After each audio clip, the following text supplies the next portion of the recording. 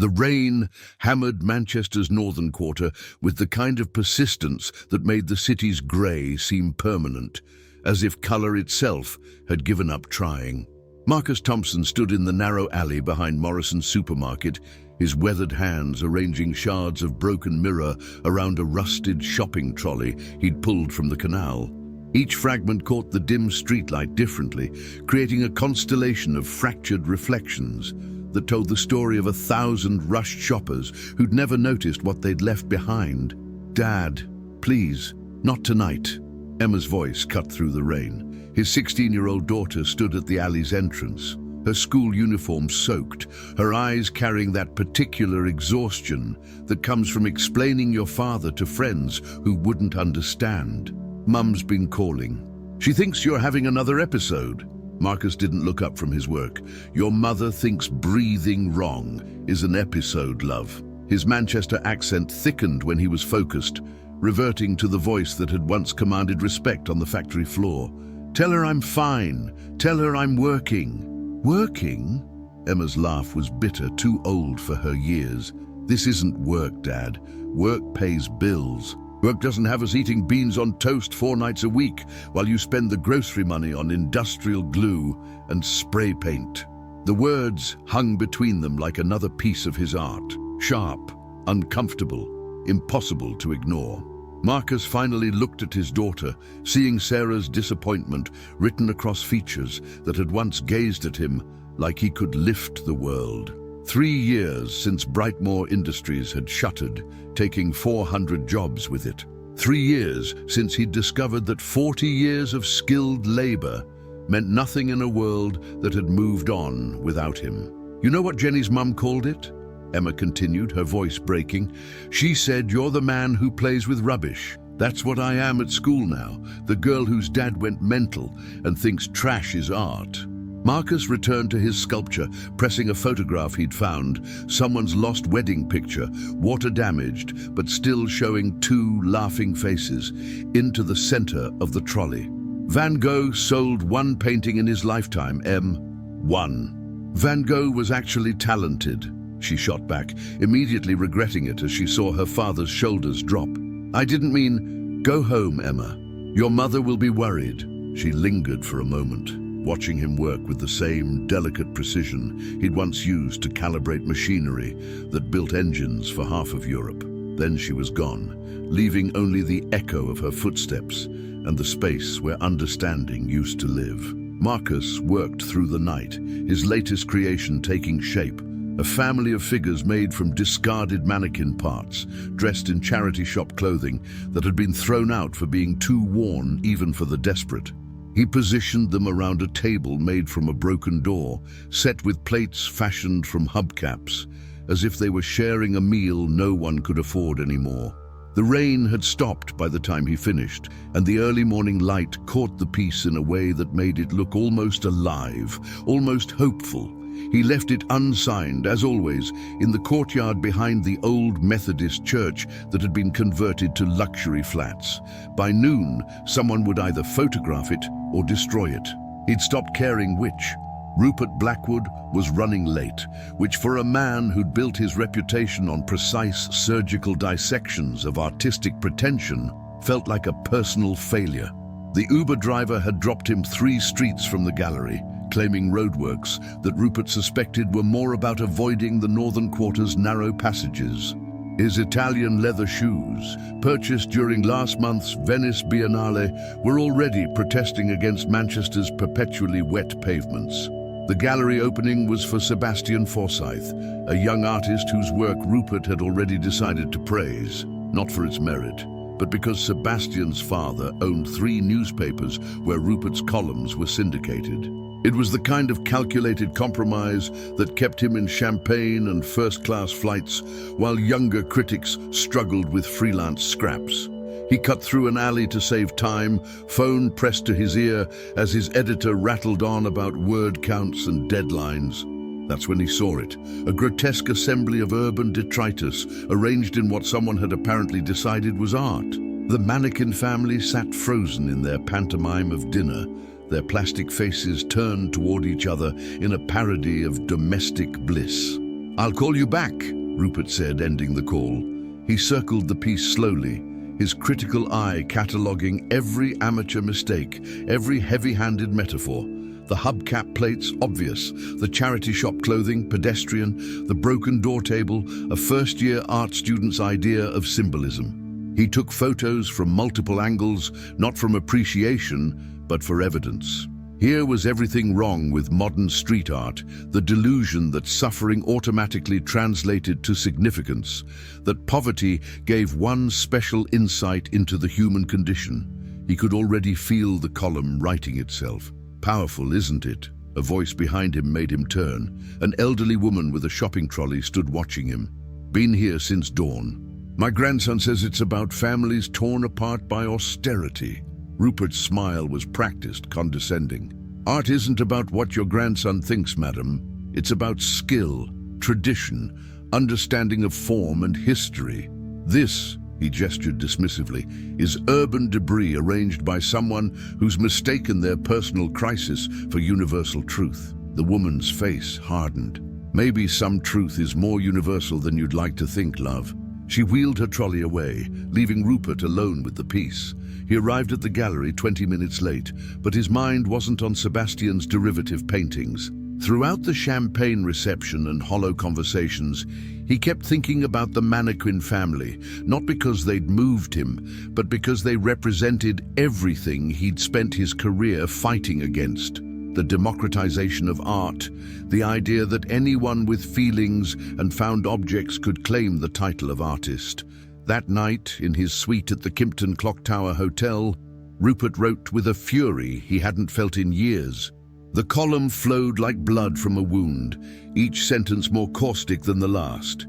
He titled it "The Death of British Street Art" and spent particular venom on the mannequin family, which he dubbed street junk masquerading as social commentary.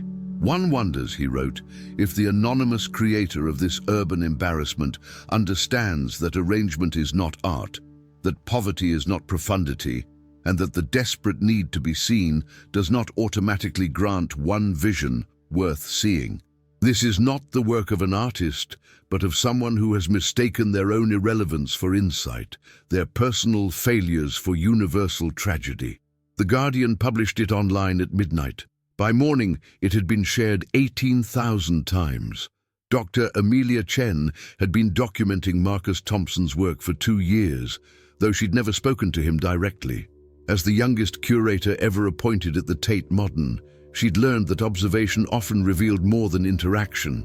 Her apartment in Salford was covered with photographs, hundreds of images tracking the evolution of an artist who didn't know he was being studied. She'd first encountered his work during her doctoral research on invisible art, creations that existed outside galleries, museums, and markets.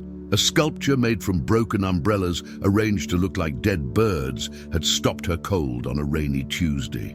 She'd stood there for an hour, watching strangers react, some disgusted, some confused, but a precious few who stopped, understood, and left changed. The morning Blackwood's column went live, Amelia was drinking coffee in her kitchen, surrounded by her documentation. Her phone buzzed with the notification, and as she read, her hands began to shake, not with anger, but with opportunity.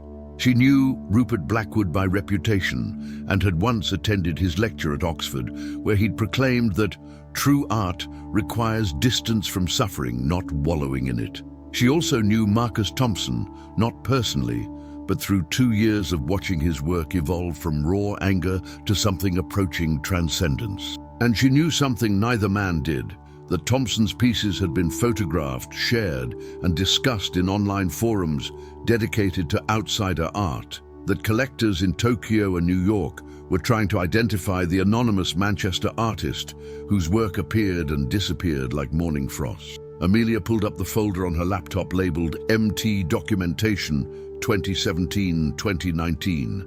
Inside were 347 photographs, detailed notes on materials and locations, and something else, images of the same well-dressed man she'd noticed at several sites, always after the pieces had been destroyed, always taking photographs of the remains.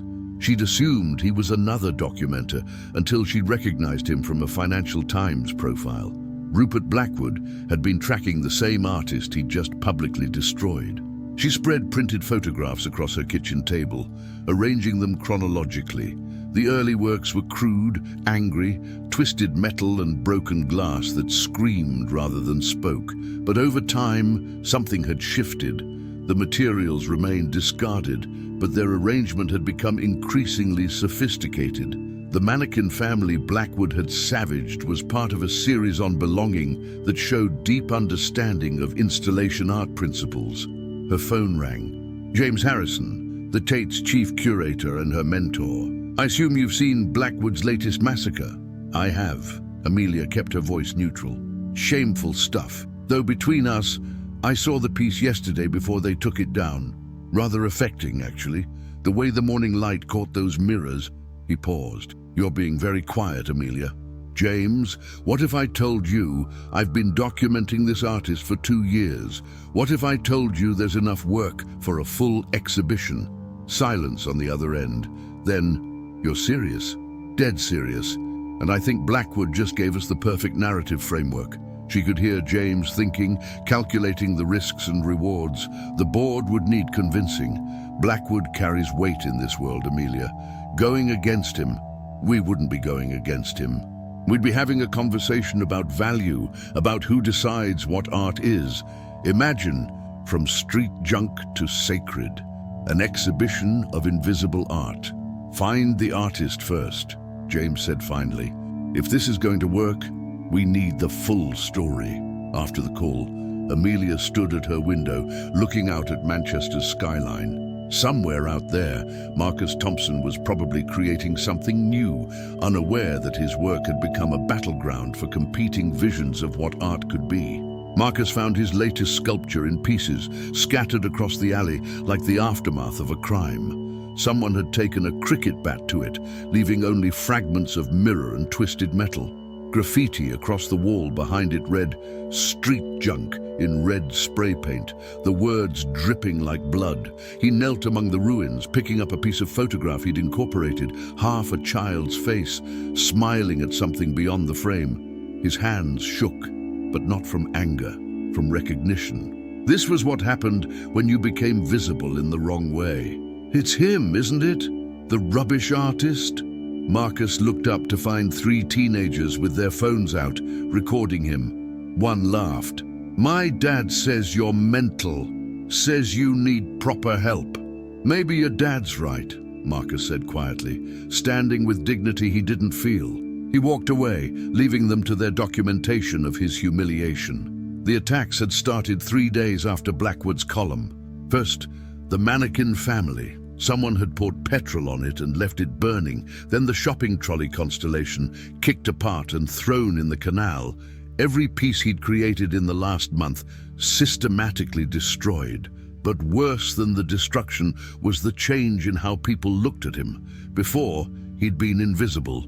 Now, he was a joke. Emma hadn't spoken to him in a week. Sarah had called twice, offering to pay for therapy if he'd just stop this nonsense and get proper help.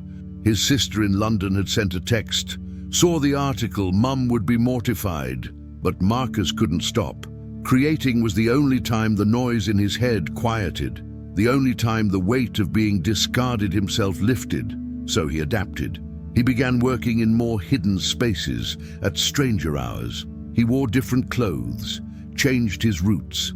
He became a ghost, haunting his own life. On a particularly cold Thursday at 3 a.m., he was arranging broken keyboards from an office clearance into the shape of a piano when he heard footsteps. His body tensed, ready to run or fight. But the woman who appeared didn't look threatening. Asian, mid-30s, expensive coat over what looked like pajamas. "Please don't stop," she said softly. "I'm not here to hurt you or your work." Marcus remained frozen, a keyboard in each hand. "You a journalist?" "I'm a curator at the Tate Modern." She pulled out a card, placed it carefully on a nearby bin. "I've been documenting your work for 2 years." "My work?" Marcus laughed bitterly. "You mean my street junk?" "I mean your art. I have photographs of over 300 pieces. I've watched you evolve from anger to something approaching grace." Amelia stepped closer, careful not to crowd him. "Rupert Blackwood is wrong, but more importantly, he's afraid." "Afraid of what?" "Me. I'm nobody." "Exactly. You're nobody, creating art that makes people feel everything. Do you know how terrifying that is to someone who spent 40 years telling people what should make them feel?" Marcus set down the keyboards, his hands suddenly unsteady. "What do you want?" "I want to offer you an exhibition, a real one at the Tate. Your work, properly displayed with your story, your voice." She paused. "I want to show Rupert Blackwood and everyone else what they've been missing. And if I say no, then I delete everything and you never see me again." "But Marcus," she used his name carefully, showing she'd done her research. "Your daughter needs to see her father the way I've seen him, as an artist." Marcus thought of Emma's face, the disappointment that had replaced admiration. "They destroyed everything. There's nothing left to show." Amelia smiled for the first time. "That's where you're wrong. I have photographs of everything. And destruction is part of the story. It always has been in art history. We just need to tell it right." She left her card and walked away, disappearing into the pre-dawn darkness. Marcus stood alone among his keyboards, the city silent around him, holding a business card that felt heavier than any sculpture he'd ever built. Rupert Blackwood stood in his Mayfair flat, staring at the email on his laptop screen. The sender was James Harrison, someone he'd shared countless gallery openings with, someone he'd considered, if not a friend, then at least an ally in maintaining standards in an increasingly chaotic art world. "Dear Rupert, I wanted to inform you personally that the Tate Modern will be hosting an exhibition titled Invisible Cities, The Art of Marcus Thompson next month. Given your recent critical engagement with Mr. Thompson's work, I thought you should hear this from me directly. The exhibition will feature photographic documentation of 300 works created over 3 years, including several pieces you've written about. Yours, James." Rupert's first response was rage. He called James immediately, but got voicemail. He called 3 more times before accepting that the silence was intentional. His column had made him radioactive, at least temporarily. The Tate was making a statement, and he was the statement's target. He poured himself a whiskey, Japanese, expensive, the kind he'd cultivated a taste for because it marked him as discerning. But tonight, it tasted like ash. He pulled up his laptop and began searching for Marcus Thompson, finding nothing but his own column and the responses to it. Then, on a whim, he searched for street art forums, outsider art discussions, anywhere these people gathered. What he found shook him. Thread after thread discussing the Manchester mystery artist. Photographs going back 3 years, with comments from around the world. A collector in Tokyo offering £50,000 for information leading to a purchase. A gallery in New York trying to track down pieces that had been destroyed. And throughout it all, a reverence that made Rupert's stomach turn, not because it was misplaced, but because he recognized it. It was the same way people had once talked about Basquiat, about Banksy in the early days. He found a photograph that stopped him cold. It was one of Thompson's early works, crude and angry, a figure made from broken bottles arranged to look like it was screaming. But in the comments below, someone had posted a side-by-side comparison with one of Francis Bacon's screaming figures. The similarity was undeniable, not in execution, but in emotional impact. Rupert closed the laptop and walked to his window, looking out at London's lights. He thought about his father, a coal miner in Newcastle who died when Rupert was 15. His father had never understood Rupert's love of art, had called it soft southern nonsense. Rupert had spent 40 years proving his father wrong, climbing from his working-class roots to the heights of cultural authority. But standing there, he remembered something else. His father had built things in their shed, strange constructions from pit equipment and scrap metal that he'd claimed were just tinkering. Rupert had been embarrassed by them, had thrown them all away after his father's death. Now, with 4 decades of distance, he wondered what he'd destroyed. His phone rang. Charlotte Pemberton from The Times. "Rupert, darling, have you heard about the Tate exhibition? We need your response. This Thompson character is becoming quite the cause célèbre." "Ah, I'm aware," Rupert said carefully. "So, will you review the exhibition? It would be delicious. The critic facing the artist he destroyed." "He's not an artist," Rupert said automatically, but the words felt hollow. "Oh, but darling, the Tate says he is. And between you and the Tate, well," she let the implication hang. "Think about it. Could be your most read piece ever." After she hung up, Rupert poured another whiskey and opened his laptop again. He began writing, not a column but notes to himself, trying to understand why he'd reacted so violently to Thompson's work. The words that came were uncomfortable, threatened, irrelevant, afraid. "Everything I've built meaningless, if anyone can be an artist.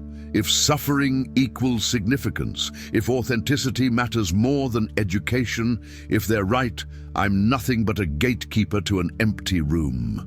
The Tate Modern's turbine hall had been transformed. Where massive industrial machinery once stood, Amelia had created a journey through Marcus Thompson's invisible city. The photographs were displayed at the exact height they'd been taken, forcing viewers to crouch in alleys, peer around corners, look up at fire escapes. The destroyed pieces were shown in sequence, before, during, and after destruction, making violence part of the narrative. Marcus stood at the entrance, wearing the only suit he owned, the one from his wedding 20 years ago. Emma stood beside him, her hand tentatively touching his arm. She'd cried when she'd seen the exhibition title included his name, when she'd realized her father wasn't anonymous anymore, wasn't just the man who played with rubbish. "Dad," she whispered, "there are so many people." There were hundreds, a mix of art world elite and locals from Manchester who'd made the journey south. Sarah was there too, standing awkwardly near the back, unsure of her place in this version of Marcus's life. But Marcus only had eyes for one person. Rupert Blackwood had entered quietly, trying to remain unnoticed, but in a room where everyone knew his face, invisibility was impossible. Whispers followed him like a wave. Amelia appeared at Marcus's side. "He's here to review it." The Times insisted. "Let him," Marcus said, surprising himself with his calm. "It doesn't matter anymore." They watched Blackwood move through the exhibition slowly, methodically. He spent long minutes in front of certain pieces, particularly the mannequin family he'd savaged. Several times, people approached him, but he waved them away, lost in concentration. The centerpiece of the exhibition was something new, Marcus's first indoor installation. Using materials from demolished Manchester factories, including pieces from Brightmoor Industries, he'd built a workshop frozen in time. Tools hung mid-use, half-finished products sat on benches, and in the center, a single figure made from work clothes and industrial equipment, seated at a desk covered in termination notices. Blackwood stood before it for nearly 20 minutes.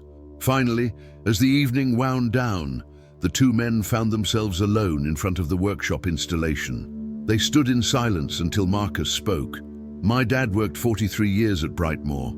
When they closed, he said it wasn't losing the job that killed him. It was losing the proof that he'd existed." Blackwood didn't respond immediately. When he did, his voice was different, stripped of its usual authority. "My father was a miner, built things from scrap in our shed. I threw them all away when he died. Thought they were embarrassing. Were they? I don't know. I never really looked." Marcus turned to face the critic directly. "You were right about one thing. I'm not trained. Don't know the history, the theory, any of it. But I know what it feels like to be discarded. And I know there are millions who feel the same." "I know," Blackwood said quietly. "I've spent 40 years making sure I never would be." Emma appeared, tugging at Marcus's sleeve. "Dad, they want you to speak." As Marcus walked toward the podium, Blackwood called after him. "Thompson," Marcus turned. "The review I'm going to write. It won't undo what I said, but it will be true." Marcus nodded and continued walking. At the podium, looking out at the crowd, he saw his whole life reflected. Sarah, who'd loved him before he'd lost himself. Emma, who was learning to see him again. Amelia, who'd seen him when he couldn't see himself, and Blackwood, who'd forced him into the light. 6 months later, Marcus stood in the same alley where Blackwood had first encountered his work. But everything had changed. The mannequin family had been returned here, now protected by plexiglass and a small plaque that read, "Original Site of the Forgotten Dinner" by Marcus Thompson, destroyed following critical review, reconstructed for historical preservation. It was dawn, his favorite time to work, but now he wasn't alone. 3 art students from Manchester Metropolitan University watched him arrange his materials, still discarded objects, still society's detritus, but now handled with the confidence of someone who knew their worth. "Mr. Thompson," one student asked hesitantly, "do you regret that your work is in museums now? That it's not, free anymore?" Marcus smiled, remembering when such questions would have paralyzed him. Art was never free, love. Someone always pays. The artist, the viewer, the critic, the city. The question is whether what's paid is worth what's received. His phone buzzed.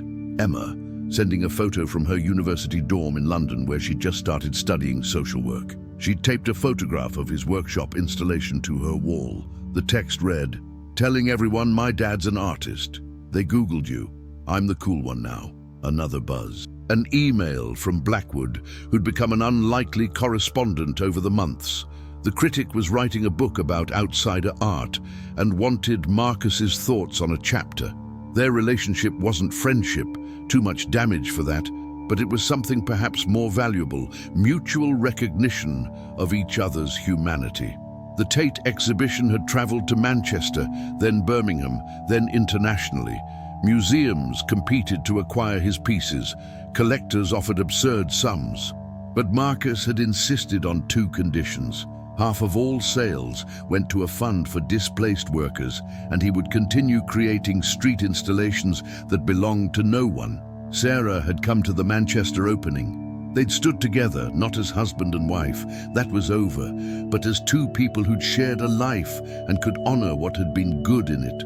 "You found yourself," she'd said, "just not in time for us." "Maybe finding ourselves is all we can do," he'd replied, "and hope it helps someone else find themselves too." Now, as the sun climbed higher over Manchester, Marcus stepped back from his new creation, a phoenix made from the remnants of all his destroyed works, pieces Amelia had secretly collected and returned to him. It rose from a nest of Blackwood's printed reviews, transformed from weapons into foundation. A jogger stopped, pulled out his phone, took a photo. "Is this a real Thompson?" he asked breathlessly. "It's real," Marcus said. "Whether it's art or not, that's for you to decide." The jogger looked confused. "But you're Marcus Thompson. You're famous now. If you say it's art, it's art." Marcus laughed, the sound echoing off the alley walls. "Fame doesn't make you an artist, and being an artist doesn't make you right. It just makes you someone with something to say and the courage to say it." He left the phoenix unsigned, as he always did with his street work. But now, everyone would know who'd made it. The invisibility was gone, replaced by something more complex, visibility that carried responsibility. As he walked home, Marcus passed the site of the old Brightmoor factory, now being converted into luxury apartments. They'd kept one wall standing, covered in graffiti that someone had decided was worth preserving. At the bottom, in small letters, someone had written, "Marcus Thompson worked here." But that wasn't quite right anymore. Marcus Thompson hadn't just worked there. He'd been destroyed there, and from that destruction had built himself anew. Not from marble or bronze or canvas, but from the broken pieces of a world that broke people daily and expected them to disappear quietly. He'd refused to disappear, and in that refusal he'd discovered that art wasn't about beauty or education or critical approval. It was about insisting on being seen when the world insisted you didn't matter. The Critic had called his work street junk. The museum had called it art. But Marcus knew it was both and neither. It was simply the truth of what it meant to survive, transformed into something that demanded witness. And in the end, being witnessed was all any of them really wanted.